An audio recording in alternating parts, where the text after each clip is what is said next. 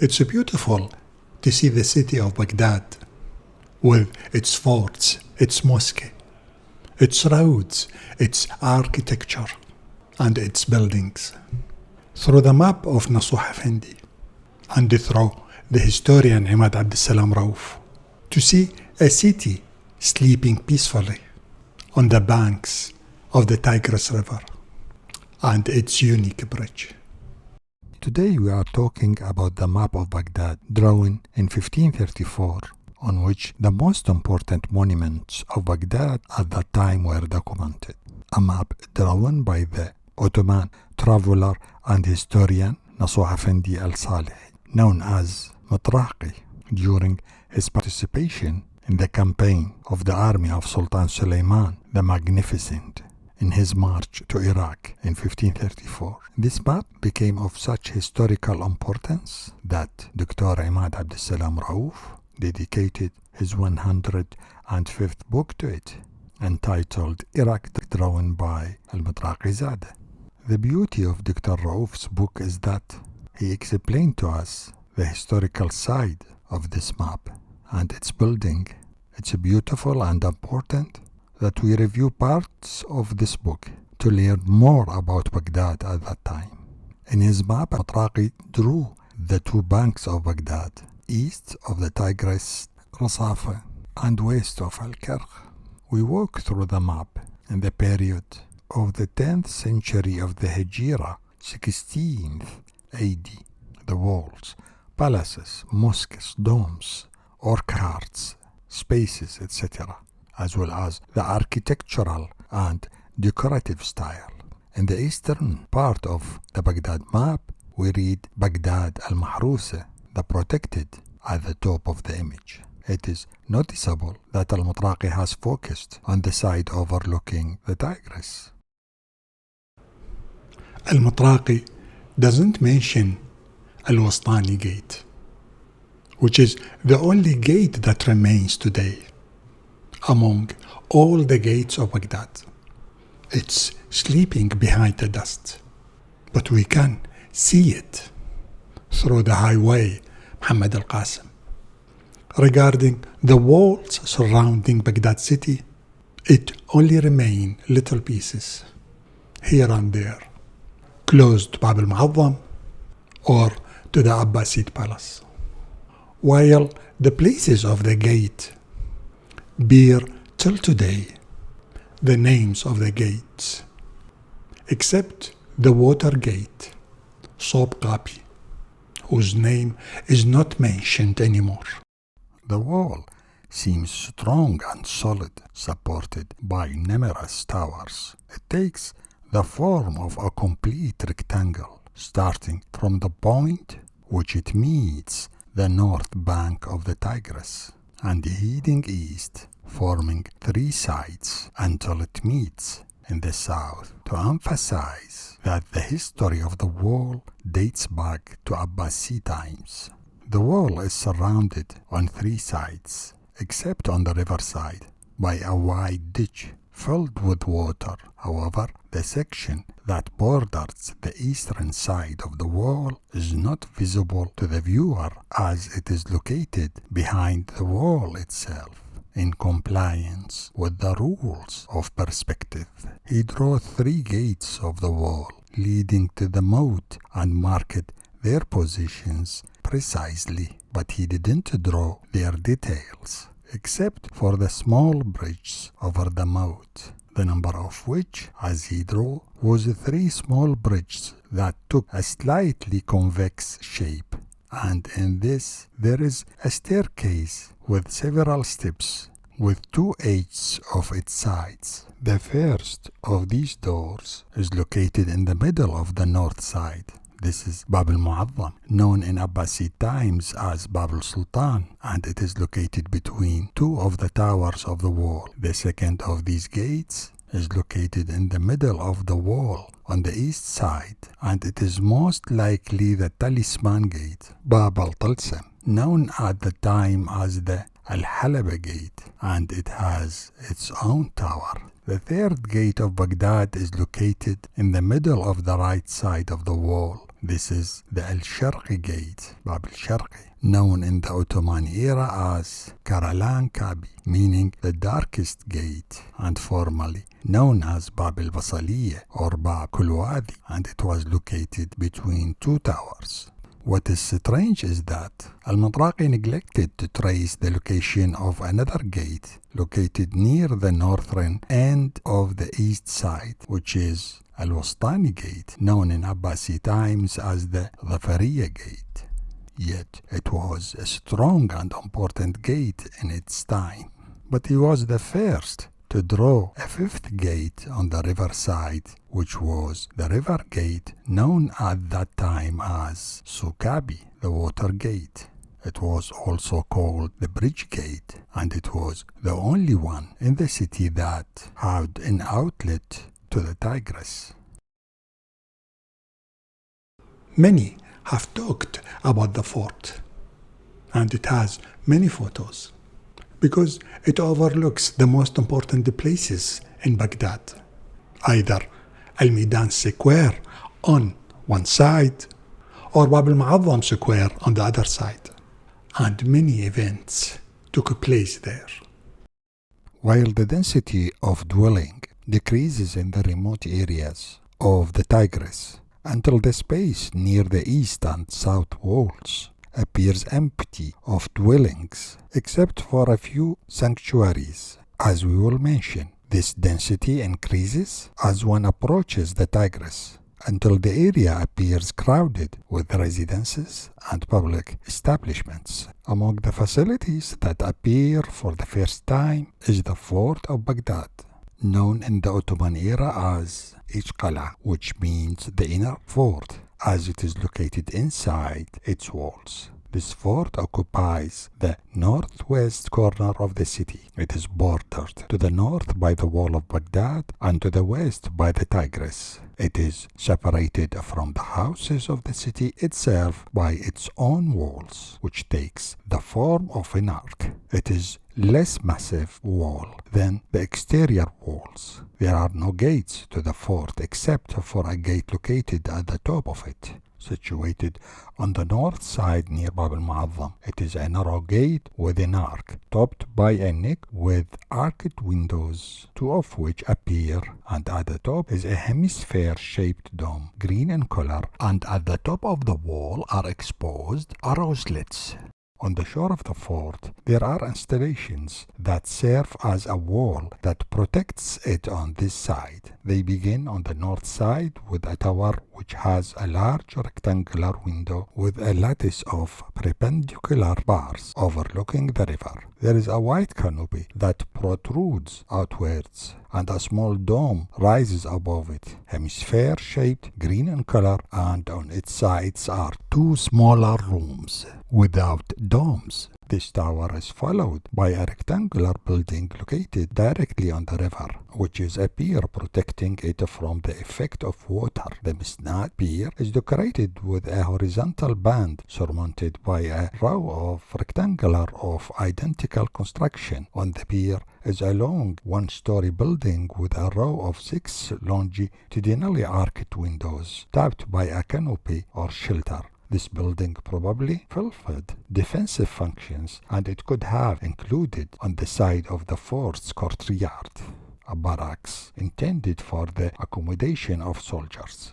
The building is followed by another pier, surmounted by a white frieze, and at the top stands a building with a row of 3 longitudinally arched windows or opening, which seem to have served as a row slit for projectiles. At the top of the building, there is a ledge projecting outward, and an upper part rises from its roof, in one of which is an arched door, and the other is a row of longitudinal windows surmounted by 2 domes, each in the shape of a hemisphere, one higher than the last. The others are green, the right of which is decorated with a decoration of tight circles, while the left is devoid of any decoration. It is not possible to predict the specific function of this building, but it is in any case a military function due to its presence in the fort. There is another adjacent building based on a high pier characterized by the presence of a gate close to the river level, which seems to have been used as an access to the river for the fort. Above the pier is a ledge protruding outwards, behind which appears an egg-shaped upper part with arched windows, on which stands a green dome in the shape of a hemisphere.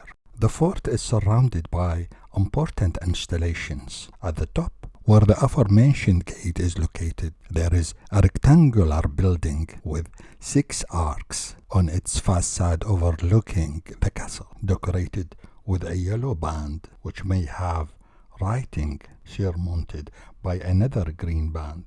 There is a room on the roof of the building, and next to it is a large minaret whose lower part is larger than the upper part, in a way that resembles to the Abbasid minarets of Baghdad. This building was probably a mosque or a school, but it is difficult to know its identity according to the sources of Baghdad. What is striking is the presence of a large sandial on the top of the minaret. This building is followed on its right side by another huge building, devoid of domes and minarets, which indicates that it was a palace. This palace consists of 2 floors, the ground floor of which consists of a row of arcs and columns, which end at the top with a canopy protruding outwards, tilled in color, running the length of the building. The second floor consists of rooms of varying heights, with arched doors and upper windows, topped by wide canopies of the advanced type, and in the middle is a chilled tower with a canopy at the top. The House of Wisdom and the former Al-Alaiya School exist today in a new building overlooking the Tigris River.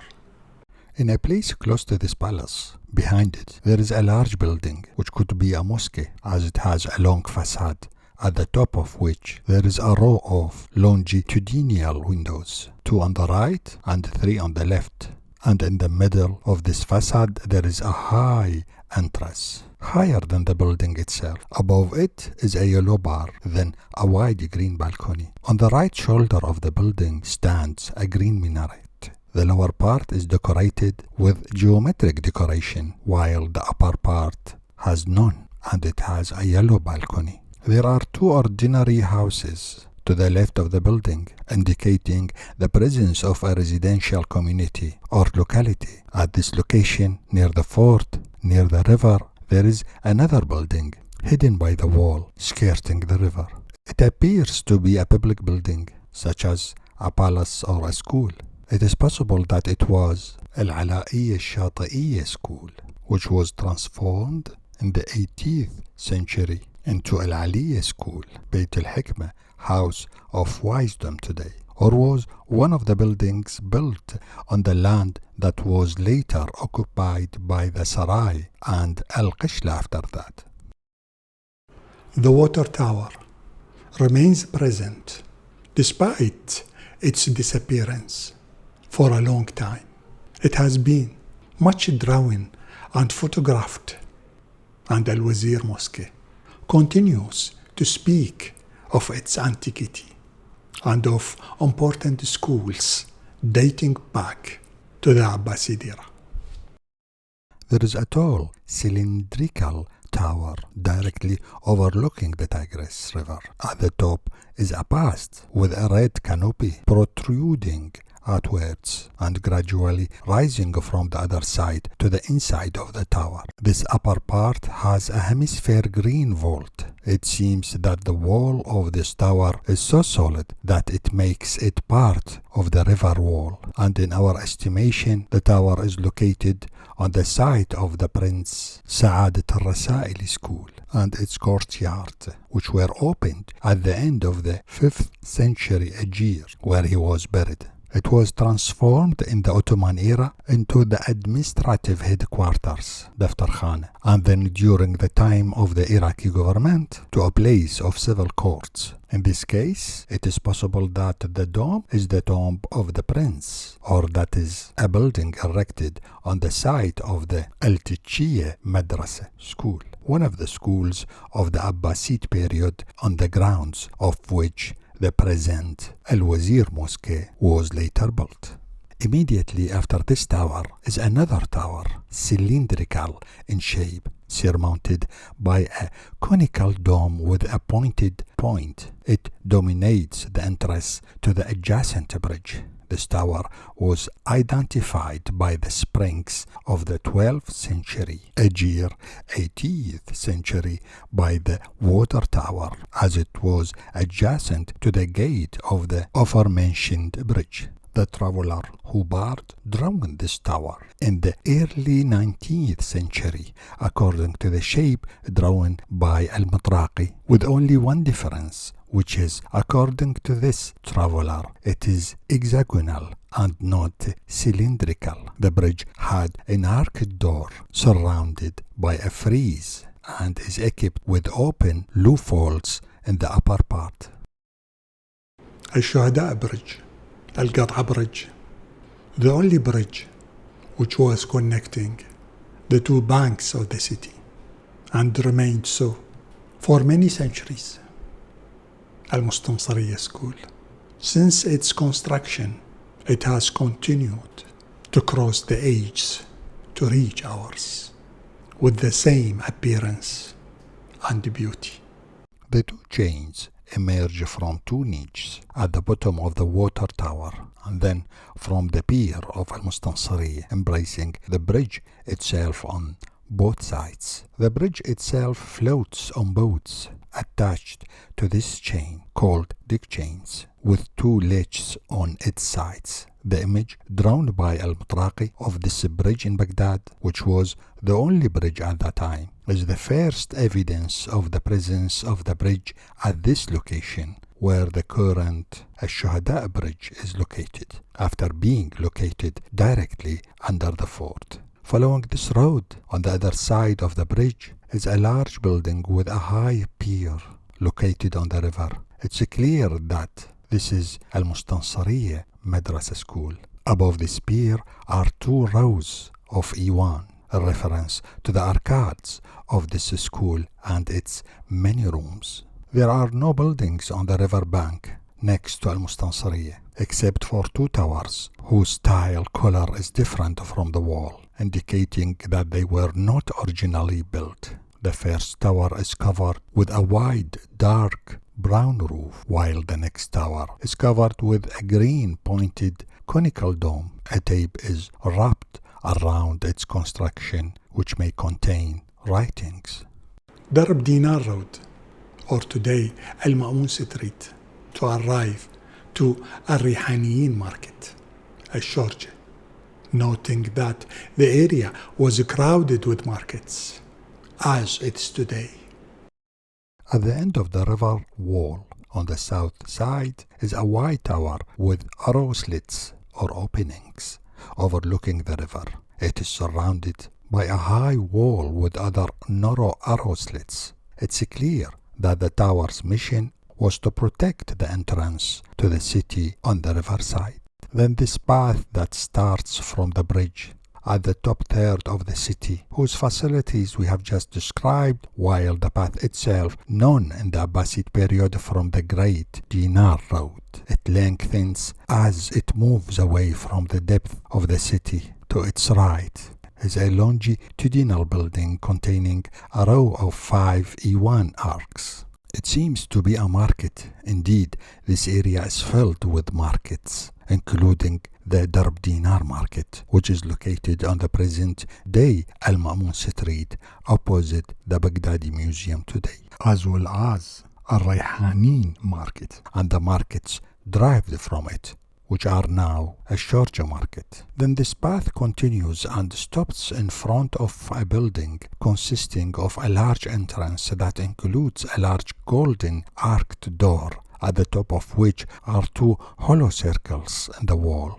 At the top of the entrance is a yellow frieze or stripe, and then a narrow bright-colored neck, on which rests a wide base, but there is no dome on it. On both sides of the entrance there are two tall green-colored minarets, and in each of them there are two open balconies, whose fence is decorated with a yellow strip and with a yellow conical dome having a pointed point at the top.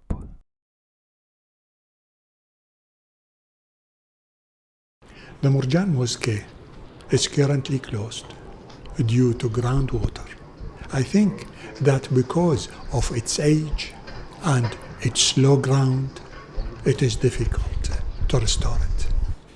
It's clear here that Al-Mitraki summarized in this place many monuments that were populated by Baghdad in his time, and he limited himself to a small number of these monuments, classifying them according to their importance and not according to their location on the roads leading to them. For the location of this building corresponds approximately to Al-Murjan School, later Murjan Mosque. It is located at the entrance of Al-Rihaniyin, Al-Sharjah market. This school has a minaret on the shoulder of its entrance and not two, and this minaret has one balcony and not two. In addition to the fort and its surroundings, there are ordinary one-story dwelling houses, symbolizing the residential quarters that surrounded it, especially on its southern side, known in Abbasi times as the Sultan's Market and the Tuesday Market, and in Ottoman times it was called Midan Market and Jadid Hassan Pasha district. The area located to the right of the path that leads to the bridge is full of many settlements and markets, in addition to dwelling houses, which are distinguished by the simplicity of their settlements and the fact that most of these facilities are single-story and sometimes two-story. The most important of these settlements is a cylindrical tower, at the top of which is a short neck, on which stands a low dome without a head, which could be an important tomb.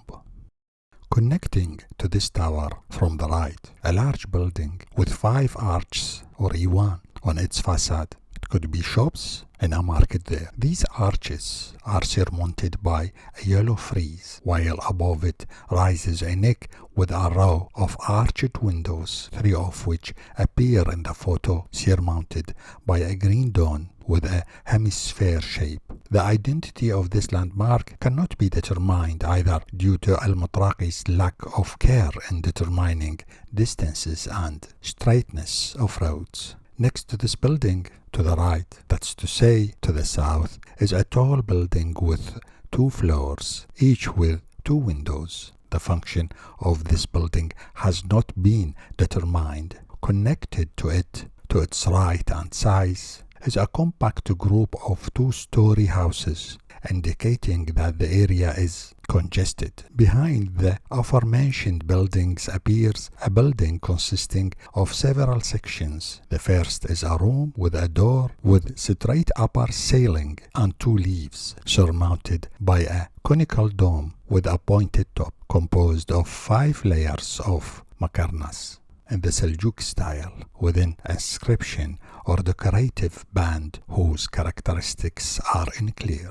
Connected to this dome is a building, then another building in the shape of a rectangular parallelepiped of regular dimensions, with a door and longitudinal upper windows and a horizontal flat roof. A tall slender minaret is connected to this building from its right, with a balcony in its last quarter. This building is followed by a tree, indicating the presence of trees or an orchard in these areas, followed by a tall building with a door and upper window, and at the top of it is a low green dome resting on a collar with a row of narrow windows. Here he talks about Sheikh Abdul Qadir al-Gilani Mausoleum and the area that is today from Mohammed al-Qasim Highway towards the west. This area was the least populated area of Baghdad, and there were farms and cemeteries. To the east of this building is another remarkable building consisting of 3 floors in grey. On the ground floor a door, and on each floor there are windows. To the right of the building and next to it there is a room with a pointed conical dome with mukarnas in the Seljuk style. We believe that this building is Al-Madrasa Al-Qadiriyya Abd al-Qadir al-Gailani, which was transformed before that time into a large mosque, and this conical dome was added to the tomb of its teacher, Sheikh Abd al-Qadir al-Gailani. There are many palm trees in the southwest corner as well as fruit trees, and it is known that this part of the city included vegetable frames which were shaded by these trees, and it was for this reason that it was known as Basaliye, onion field. According to Al-Mitraki, the inhabited area of Baghdad does not exceed half of its total area, which is an estimate close to the data of a map of Baghdad drawn by Niabur in 1767, which indicates that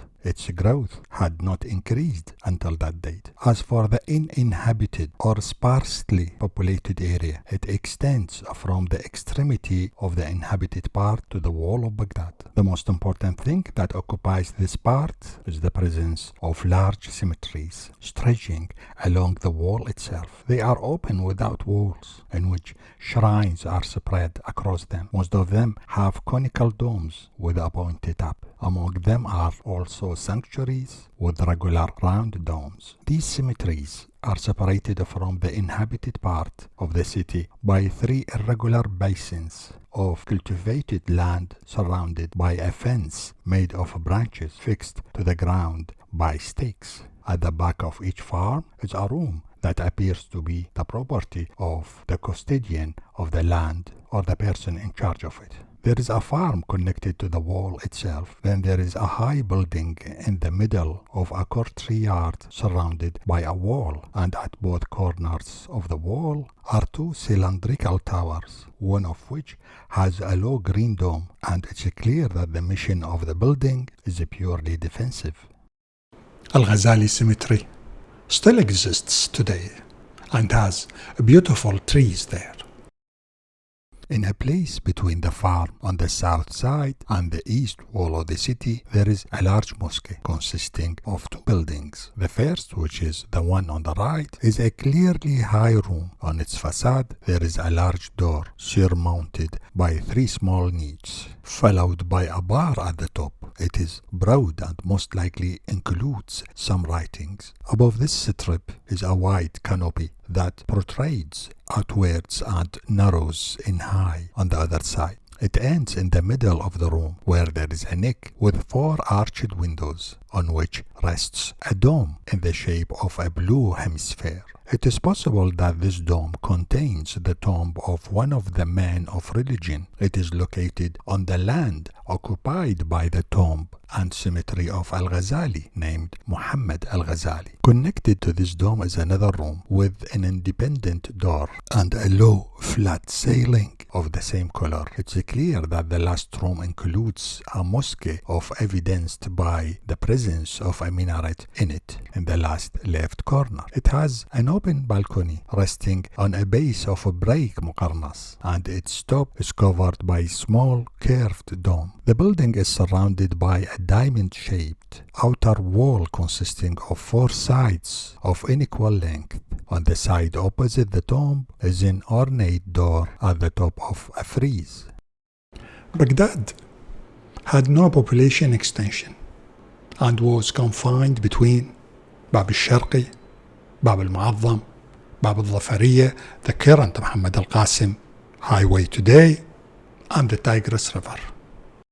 In a place near the southern gate called Al-Sharqi Gate, Bab al-Sharqi, appears a group of 3 adjacent houses, 2 stories high, and next to which is a room surmounted by a 6-story conical dome of break muqarnas. In a place near the south side of the wall, there is another mosque with a double room, straight upper ceilings, a round window at the top, and a blue dome in the shape of a hemisphere set on a neck of the same color, and a minaret with a pointed top rises next to it. There are no suburbs in the city, except for a suburb outside Bab al-Mu'azzam, consisting of a number of ordinary single-story houses, which could be peasants' houses. What attracts attention in this suburb is the presence of a building consisting of a room with a door, and above it a green awning, the height of which decreases towards the center of the room, where there is a nick with a row of windows, on which rests a dome decorated with circles drawn on a green background in the shape of a hemisphere. The building is surrounded by a hexagonal wall with an open-air door and arrow slit at the top. At both ends of this wall are two tall towers, each with a door surmounted by a square window, and rising from it a conical cupola with a pointed top, decorated with an ornament in the form of hexagons arranged like beehives on a green background.